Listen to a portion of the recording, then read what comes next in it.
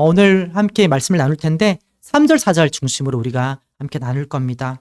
제가 준비를 하다 보니까 이 내용도 너무 풍성하고 너무 깊어서 사실 여러 번 해야 될 설교를 제가 한 번에 하게 되는 것이라서 좀 집중해서 우리가 하나님 말씀을 상고했으면 좋겠습니다. 오늘 본문의 오늘 본문을 우리가 이해하기 위해서는 먼저 본문의 배경을 알 필요가 있습니다. 사도들이 활동했던 시기인 초대교회는 수많은 이단들의 도전을 받았습니다. 초기 기독교는 유대 율법주의로 인해 어려움을 겪었죠. 그리고 점차 또 다른 이단들이 나타나게 되었는데 그중 하나가 오늘 이 요한일서의 배경이 되는 초기 영지주의 분파였습니다. 그들은 예수 그리스도가 육신으로 오신 것을 부인하였습니다. 그리스도가 단지 사람의 모습으로 보였을 뿐이며 따라서 실제로는 성육신도 없고, 그러니까 하나님이 육신을 입고 이 땅에 오신 일도 없고 죄인들을 위한 속죄물로 죽을 수 있는 신적인 구주도 없다고 주장하였습니다. 그리스도는 단지 죽은 것처럼 보였을 뿐이라는 것입니다. 어떤 자들은 그리스도의 구속의 사건이 실제 있었던 사건이 아닌데 환상으로 보았을 뿐이라고 주장하기도 하였습니다.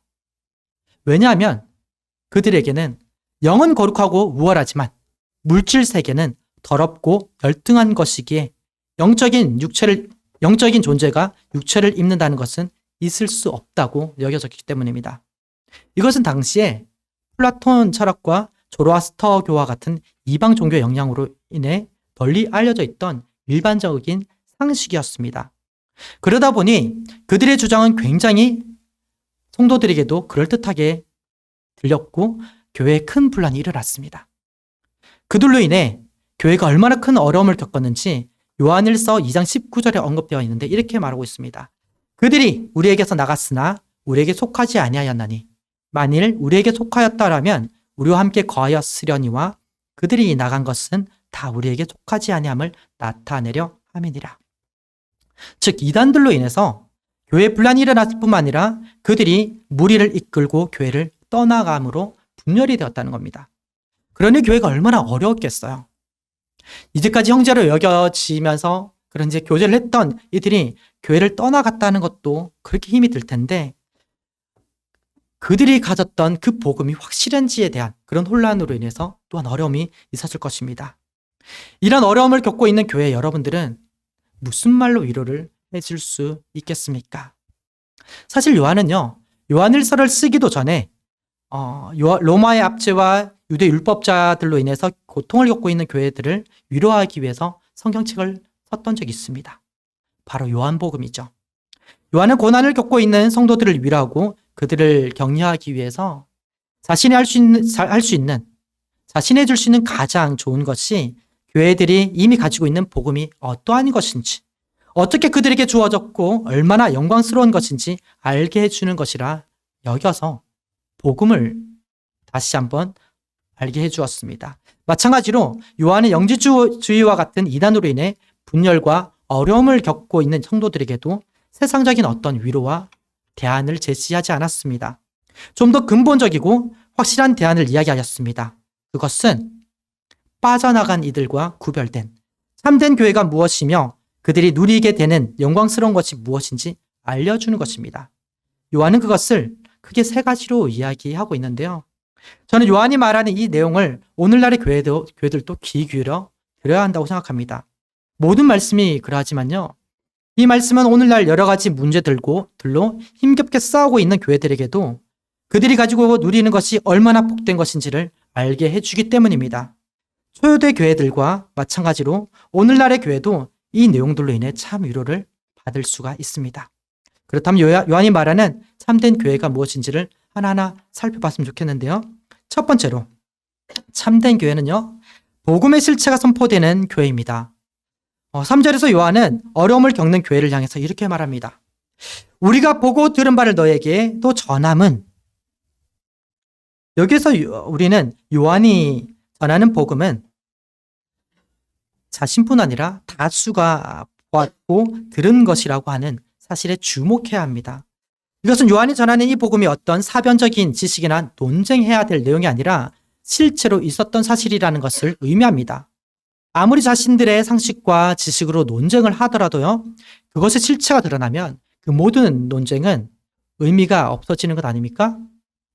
실체가 드러나면 그것을 받아들이느냐, 받아들이지 않느냐의 선택만 있을 뿐 더 이상 사실이다, 아니다의 논쟁은 사라지는 것입니다. 요한은 자신이 전하는 복음은 저 이단의 주장과 달리 사실일 뿐만 아니라 직접 겪었던 당사자가 바로 자신이라고 이야기합니다. 그리고 우리라고 표현함으로써 자신 혼자만의 어떤 환상이나 상상으로 만들어낸 주장이 아니라 복음을 생생하게 경험한 사람이 다수라는 것을 강조합니다. 즉 요한과 무리들은 복음을 제3자가 아니라 증인으로서 전하고 있다는 것입니다. 그 복음이 무엇인지에 대해서는 1, 2절에서 이야기하고 있는데요. 다시 한번 다 같이 읽어보겠습니다. 1, 2절 시작. 태초부터 있는 생명의 말씀에 관하여는 우리가 들은 바요, 눈으로 본 바요, 자세히 보고 우리의 손으로 만진 바라. 이 생명이 나타내신 바 된지라. 이 영원한 생명을 우리가 보았고 증언하여 너희에게 전하노니 이는 아버지와 함께 계시다가 우리에게 나타내신 바 된 이시니라. 여기에서 요한은 우리가 들었다, 눈으로 봤다, 자세히 봤다, 손으로 만졌다라며 복음이 자신의 생생한 체험 가운데 있었던 것임을 분명하게 증언합니다. 그가 보았던 복음이 무엇입니까? 바로 태초부터 있는 생명의 말씀에 관한 것입니다. 아마 요한에게 이 서신서를 받은 독자들은 요한이 이전에 썼던 요한복음의 내용을 이미 알고 있었던 것으로 여겨지는데요. 거기에서 요한복음에서 태초부터 있었던 생명의 말씀에 대해서 다음과 같이 소개하고 있습니다. 약간 번거로우시겠지만 색깔피를 꽂아두시고 요한복음 1장을 펴봤으면 좋겠습니다. 1절부터 4절 그리고 14절을 읽을 텐데요. 제가 한 절, 성도님들이 한 절 읽겠습니다. 태초에 말씀이 계시니라. 이 말씀이 하나님과 함께 계셨으니 이 말씀은 곧 하나님이시니라. 만물이 그로 말미암아 지은 바 되었으니 지은 것이 하나도 그가 없이는 된 것이 없느니라.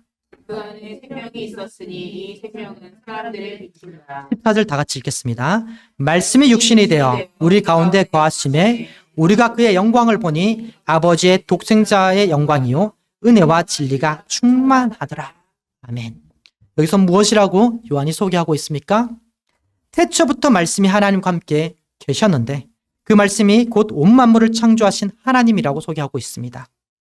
그리고 말씀 되시며 온 만물을 창조하신 이 하나님 안에 생명이 있었으니 이 생명이 곧 사람들의 빛이라고 이야기합니다. 사망의 어둠 속에 있는 이들에게 비추어 생명을 가져다 주는 복음이 바로 그 말씀 되신 하나님이라는 것입니다.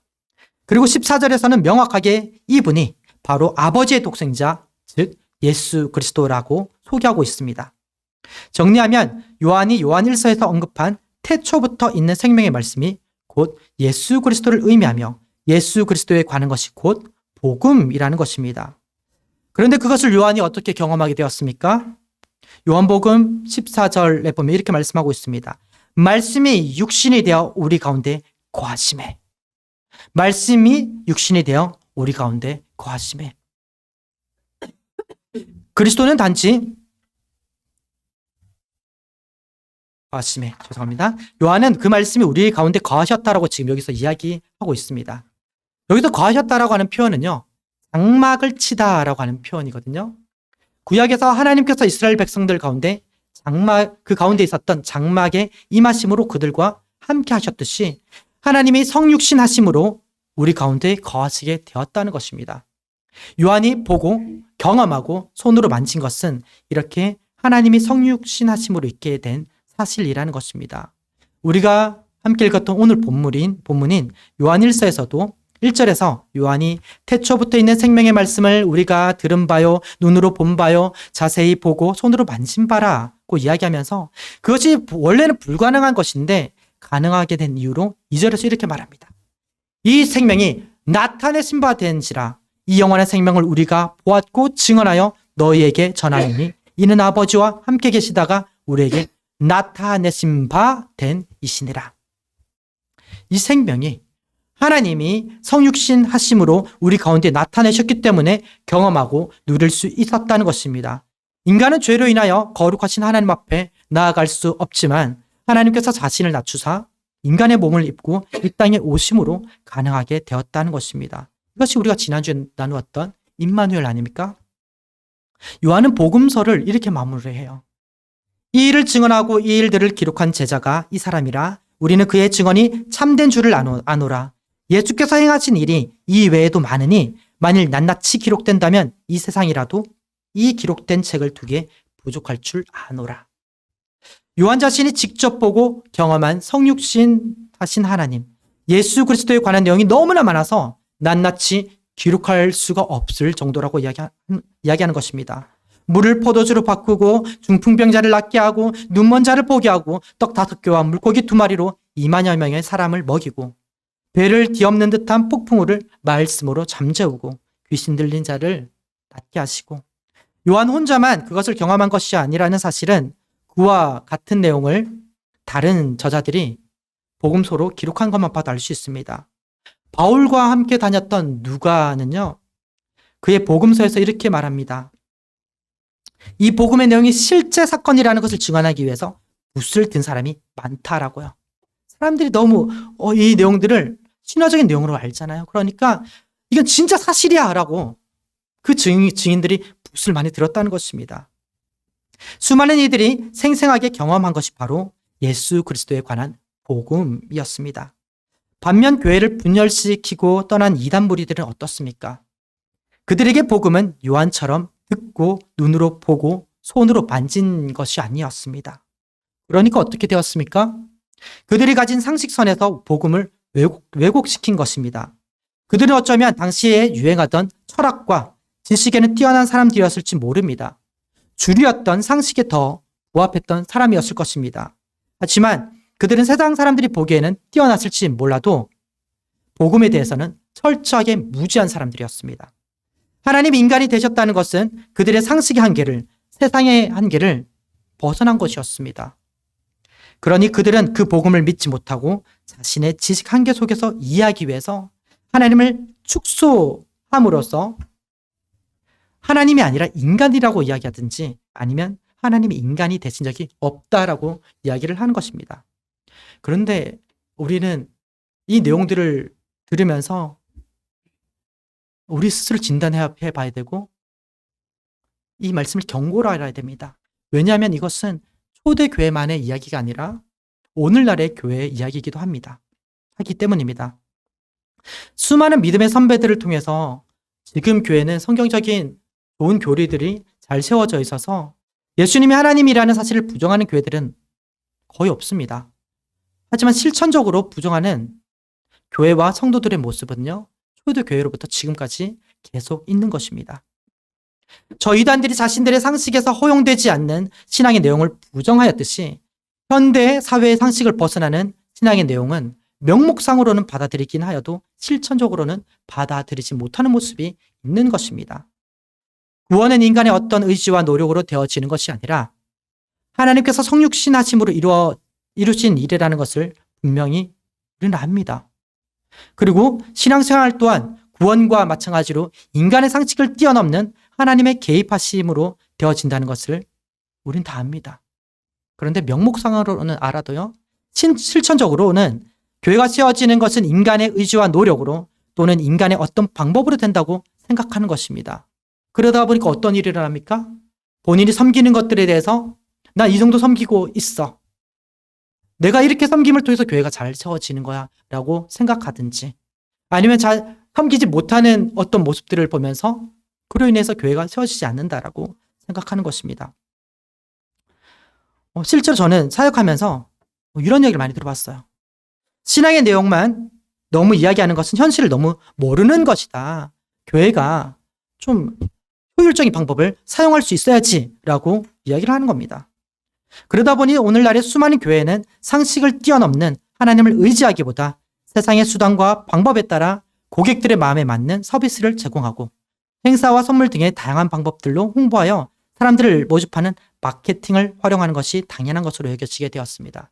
제가 처음 사역했던 교회는 그런 적도 있었어요. 전도 축제를 하는데 마티즈를 교회 교회에 놓는 거예요. 모두 다 그 마티즈를 보면서 지나가요. 1등하면, 전도를 많이 하면 이 마티즈를 받는 거거든요. 그런 식으로 하는 교회들도 있어요, 실제로. 세상의 기준에 따라 건물, 사람, 예산의 풍성함이 마치 교회가 부흥하는 것처럼 여기고 그 속에 있으면 마치 자신도 신앙이 좋은 것처럼 여기는 문화적 신앙인들이 많아지게 되었습니다. 그러나 교회가 그런 곳입니까? 교회가 세상의 것으로 가득 채우고 사람의 만족을 주는 곳이냐는 것입니다. 아닙니다. 아니잖아요. 교회는 태초부터 있는 생명의 말씀에 관하여 증거해야 되고 복음이 드러나야 되는 곳입니다. 사람을 위한 서비스를 제공하는 것이 아니라 하나님과 머리 대신 그리스도를 위해 섬기는 공동체입니다.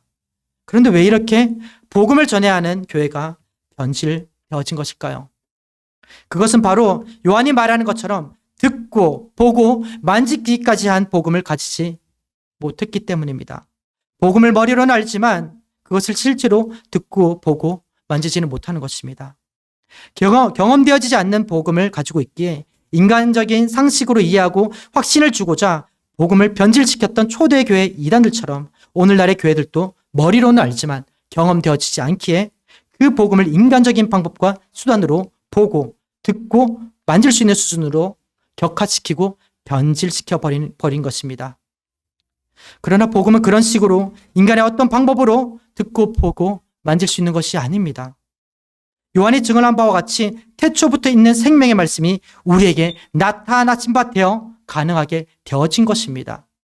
하나님께서 가능하게 하셨다는 사실이 있는 것입니다. 이러한 하나님의 함께 하심이 복음의 실체가 경험되어지지 않을 때 교회는요, 초대교회가 그러하였듯 쉽게 유혹에 흔들릴 것입니다. 그러나 초대교회에는 이단들의 주장을 반박할 수 있는 최고의 증인이 있었습니다. 그것은 바로 복음을 성육신하신 예수 그리스도를 직접 듣고 보고 만진 바 된 요한과 같은 성도들이 있었다는 것입니다.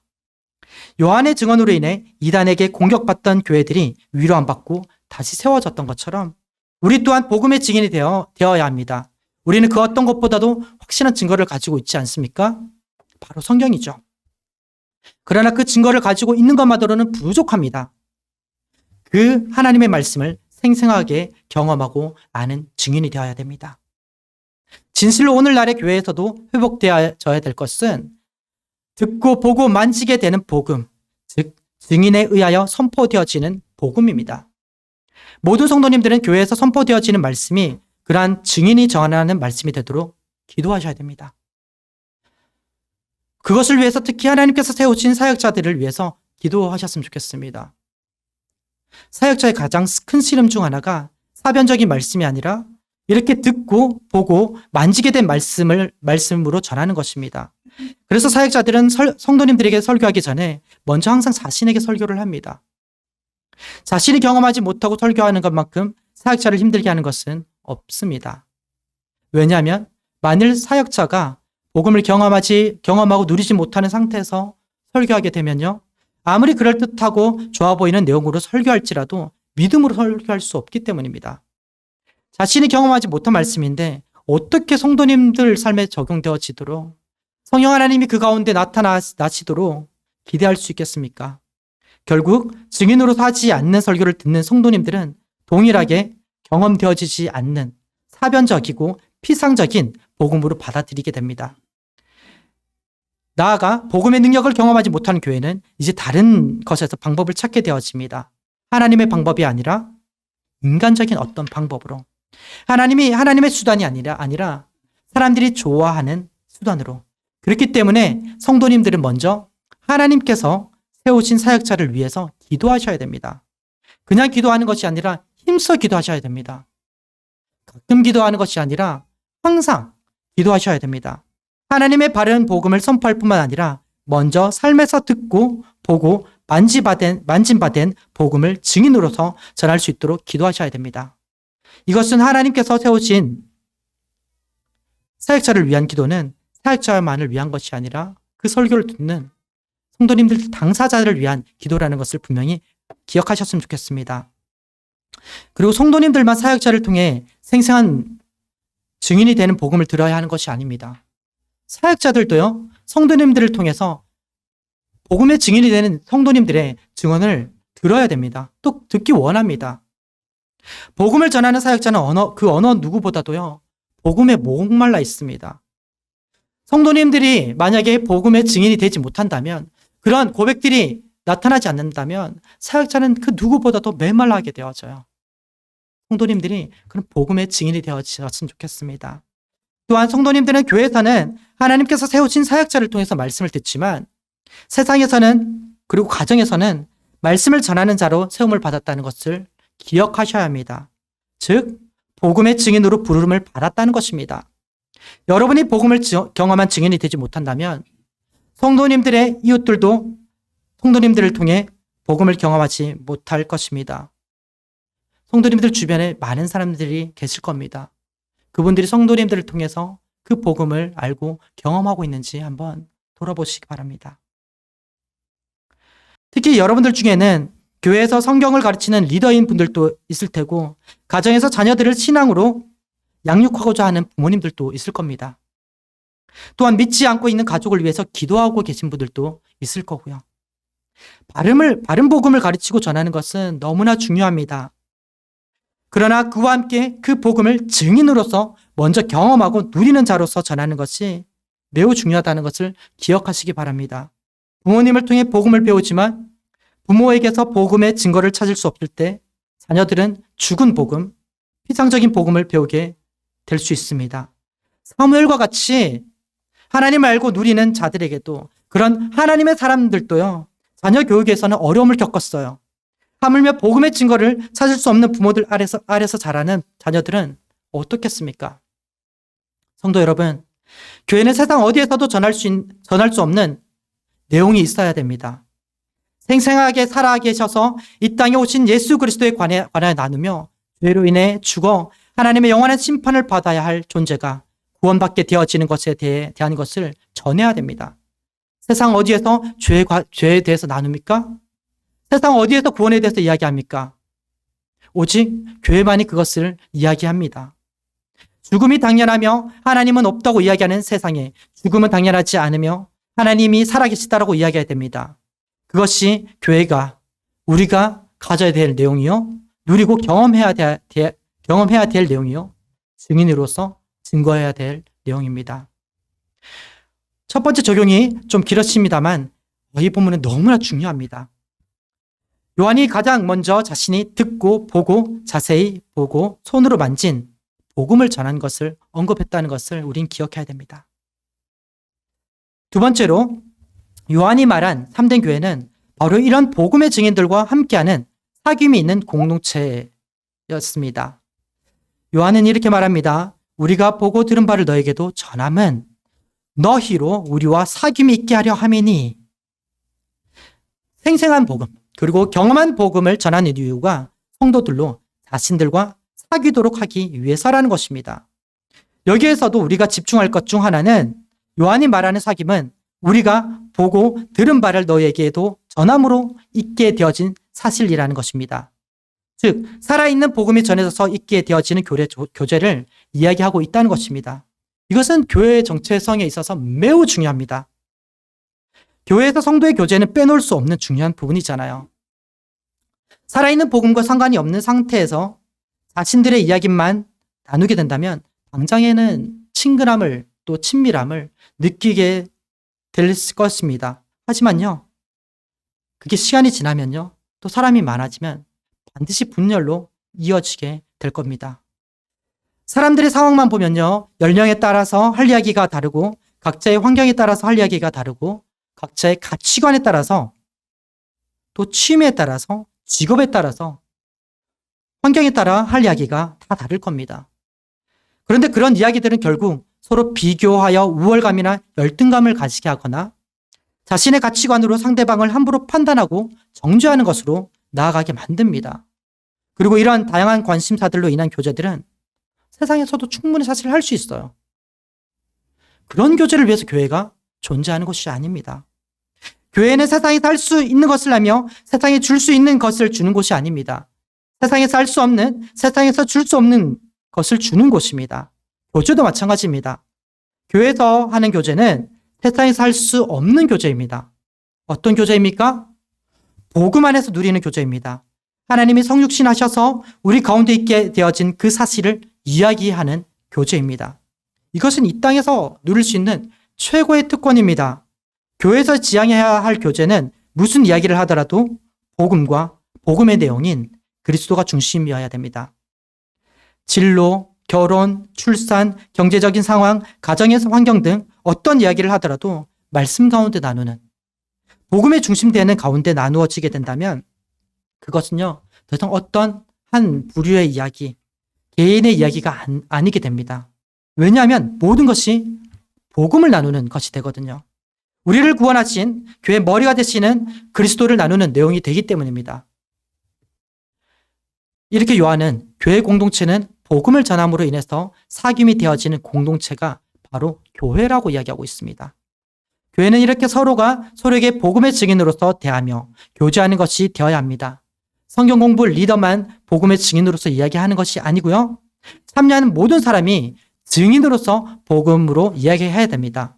거듭난 자, 구원받은 자는 그 믿음이 크나 작으나 모두가 복음의 증인입니다. 각자의 어렵고 연약한 부분도, 각자의 은사도, 각자의 관계도, 각자의 진로와 환경도 복음 안에서 반드시 나누어야 합니다. 복음이 중심이 아닌 이야기는 달리 말하면 자기 중심적인 이야기인 것이고 하나님이 아니라 자신이 주인 되는 이야기일 가능성이 큽니다. 그런 이야기는 당장은 자신에게 좋아 보일지 몰라도 복음의 영광을 가릴 뿐만 아니라 복음을 누리지 못하게 만들 수 있습니다. 제가 아는 어떤 지체가 그런 이야기를 하더라고요. 자신의 진솔하게 공동체 안에서 모든 것을 나눈다고 이야기를 합니다. 그런데 자신의 그런 이야기를 할 때마다 다들 힘들어한다는 거예요. 그래서 자신은 이제 교회에서 진솔한 이야기를 못하겠다라고 얘기를 하는 겁니다. 그래서 제가 그 친구에게 물었습니다. 그 진솔한 이야기 나눔 가운데서는 하나님이 계시냐? 하나님이 계시냐? 우리가 모두 내가 약하다, 연약하다 이야기만 한다면 모두가 힘이 빠져요. 근데 우리가 그런 이야기를 나누려고 있는 공동체가 아니잖아요. 이 연약함을 나누는 가운데 그런 나이지만 그런 나를 위해서 하나님이 하신다라고 하는 이 내용이 우리에게 은혜가 되어서 우리가 있는 거잖아요. 우리의 연약함을 나누면서 그 가운데서 하나님의 복음을 나눌 때요. 그것이 얼마나 은혜가 되어지는지 모릅니다. 그런데 그 가운데 하나님이 나누어지지 않을 때 공동체에게 힘이 들게만 하는, 힘 빠지게 하는 내용밖에 되지 않습니다. 교회는요, 항상 이 복음으로 함께 나누어야 됩니다. 그게 교회가 해야 될 교제의 내용입니다. 그리스도를 가리우고 자신을 드러내는 복음이 없는 내용은요, 반드시 교회를 메마르게 할 것입니다. 자신이 혹시 복음과 상관이 없는 그리스도를 드러내지 않는 그러한 나눔들을 하거나 즐기고 있지는 않았는지 한번 점검해 보시기 바랍니다. 정말 복음을 경험하고 복음을 만졌다면, 다시 말해 성육신하신 하나님, 예수 그리스도를 알고 주시는 생명을 맛보았다면 우리는 오직 이 복음만이 우리의 대화의 주제가 되어야 한다는 것에 이견을 제시할 수 없을 것입니다. 왜냐하면요, 복음의 영광은, 복음으로 인해 누리는 기쁨은 그 어떤 것과 바꿀 수 없음을 알기 때문입니다. 그리고 이 복음 안에서 복음이 주제가 되어 모든 것이 나누어질 때 우리가 하는 모든 대화와 교제들이 얼마나 복된 것인지 알게 되기 때문입니다. 생각해 보십시오. 성도님들 간의 교제가, 또 우리 주일학교 아이들과 하는 교제가, 이 모든 교회들마다 이 복음이 드러나는 것을 생각해 보십시오. 이 복음이 드러남을 통해서 서로를 통해서 위로를 얻고 힘을 얻으며 삶의 방향을 찾고 서로가 세워져 가게 되는 것을 생각해 보라는 것입니다. 그런 공동체 기대가 되지 않습니까? 그런데 사도 요한은요, 바로 이런 복음이 전해짐을 통해 사귐이 있는 것이 참된 교회의 전부가 아니라고 이야기합니다. 지금까지 이야기한 것만 해도 교회에 주어진 굉장히 큰 특권이거든요. 그런데 요한은 그것만이 아니라고 이야기합니다. 교회로 하여금 참된 복음이 전해지고 그로 인한 사귐이 있게 하려는 궁극적인 이유가 있다고 이야기합니다. 그것이 세 번째 이야기할 내용인데요. 요한이 말한 참된 교회는 복음을 전함으로 사귐이 있을 때 아버지와 그의 아들 예수 그리스도와 더불어 누리게 되는 교회라는 것입니다. 복음의 내용이 무엇입니까? 2절에서 말하는 바와 같이 아버지와 함께 계시다가 우리에게 나타나신 바 된 이에 관한 내용이 아닙니까? 즉 복음을 전함으로 교제한다는 것은 아들을 보내신 아버지에 대해서 나누는 것이며 아들이신 예수 그리스도에 대해서 나누는 것이 아닙니까? 그런데 놀랍게도 요한은 복음을 통한 우리의 사귐이 아버지와 그의 아들 예수 그리스도에 대하여 나누는 것이다 라고 이야기하지 않고 아버지와 그의 아들 예수 그리스도와 더불어 누리는 것으로 이야기하고 있습니다. 놀랍지 않습니까? 저는 이 말씀을 보면서 굉장히 놀랐습니다. 어떻게 이 말씀을 발견하지 못했는지 하나님이 우리 나눔 가운데 임재하시고 함께 하신다는 것입니다. 우리가 교회 공동체 가운데 하나님의 실체를 듣고 보고 만지는 그런 경험을 하게 된다는 것입니다. 얼마나 놀라운 것입니까? 이렇게 우리가 복음으로 나눌 때 아버지와 그의 아들이 우리 가운데 거하시며 우리가 그 성부 하나님과 성자 하나님을 누리게 된다는 것은 그야말로 교회가 가진 신비입니다. 초대교회 때 이단들이 영이신 하나님이 어떻게 12간 육체를 가진 인간과 함께 하신다 하는 거냐라고 반박했고 또 오늘날은요. 신은 존재하지 않는다거나 혹은 신은 세상을 창조하고 관여하지 않는다라고 주장하는 이들의 주장이 완벽하게 반박되어지는 부분이 바로 이 부분입니다. 참된 복음으로 사귐이 되어질 때 그러니까 함께 하시는 하나님이 사귐의 내용이 되어질 때 그 사귐 가운데 하나님이 함께 하셔서 우리가 하나님과 하나님이 우리와 누리게 되어진다는 이 분명한 사실은 세상의 모든 반발을 물리치기 때문입니다. 요한은 이렇게 하나님이 함께 하심이 분명하게 드러나는 것. 그것은 자신이 생생하게 경험한 역사적인 사실일 뿐만 아니라 교회 가운데서 분명하게 드러나게 되는 또 반드시 드러나야 할 실체라고 이야기합니다. 궁극적으로 교회가 추구해야 되는 내용이라는 것입니다.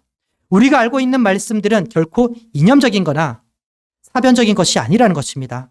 만일 그 정도로만 알고 있다면, 지식적인 정도로만 알고 있다면 그것은 분명 무언가 그 신앙에 잘못되었다는 것입니다. 교회는 증인들을 통해 선포되어지는 복음으로 성도들의 사귐이 있고 그 가운데 하나님과 그의 아들 예수 그리스도와 더불어 누림이 되는 공동체라고 요한은 분명하게 이야기하고 있습니다. 가장 대표적인 것은 예배를 들 수가 있거든요. 공적 예배는 참된 말씀이 선포되어지는 가운데 하게 되어지는 성도의 사귐입니다. 그 가운데 성령께서 역사하셔서 아버지와 그의 아들 예수 그리스도가 드러나고 누림이 되는 것을 우리는 기대하고 소망해야 됩니다.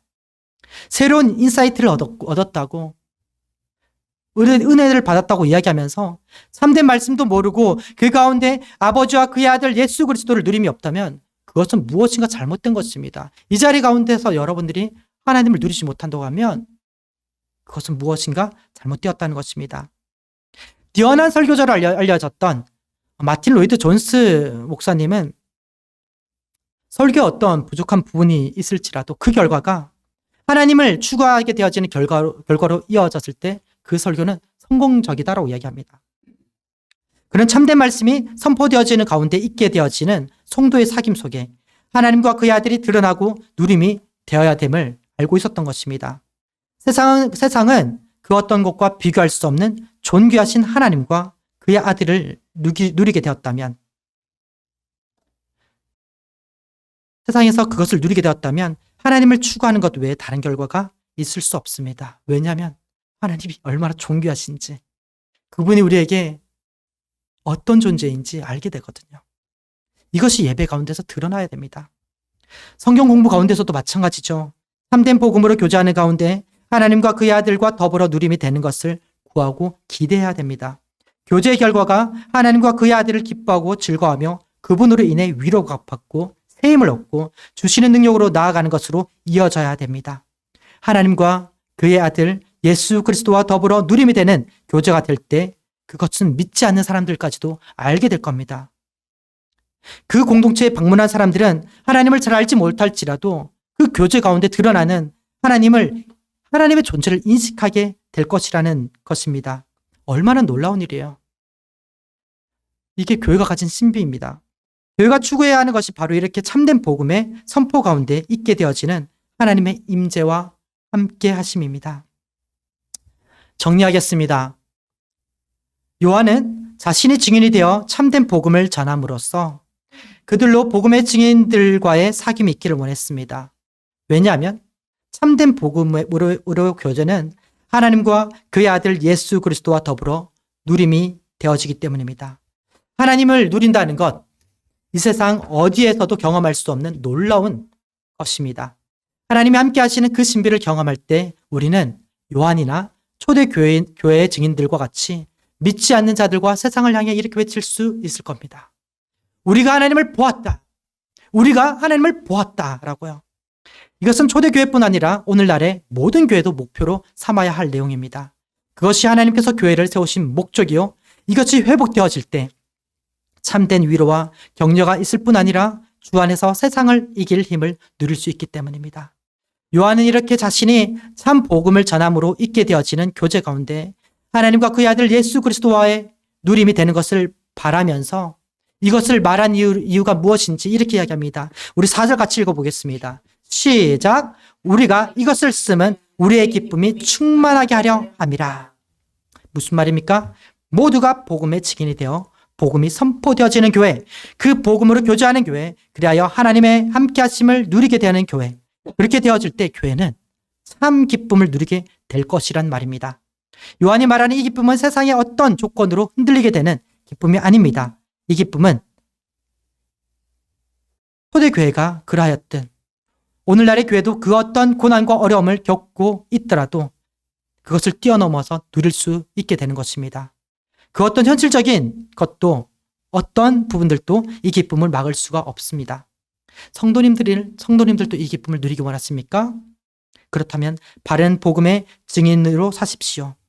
바른 복음이 선포되어지는 교회가 또 바른 복음을 가르치는 교사가 되기를 원합니다. 그리고 그 복음으로 교제를 하십시오. 우리가 나누고 또 나누어야 할 유일한 주제가 복음입니다. 마지막으로 그 가운데 하나님이 이 교회 가운데 임재하시기를, 하나님이 드러나셔서 그것을 누리게 되기를 소망하십시오. 신앙은 고통과 절망을 위해 사는 것이 아니라 하나님과 함께하는 그 기쁨을 위하여 한다는 것을 기억하십시오. 제가 사실 기억하지 못하고 있었는데 오늘이 추수감사절이더라고요. 근데 제가 이 말씀을 준비하고 이제 추수감사절과 어떻게 연결할까 생각했더니 참 저는 이 말씀이 추수감사절과도 참 연결된다고 생각이 들었습니다. 왜냐하면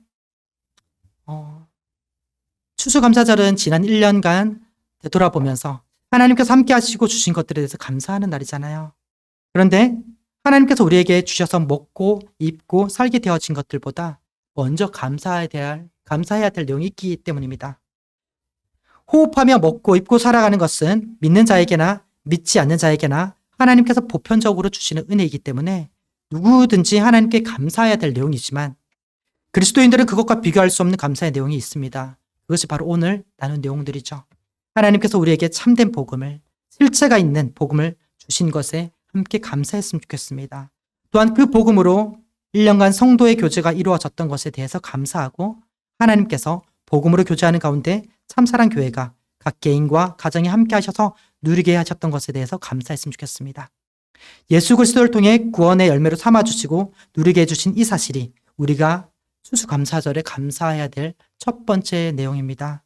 그리고 농부가 수확된 것을 보면서 1년간 수고를 돌아보며 점검하듯이 스스로 점검하며 세워가는 시간이 되었으면 좋겠습니다.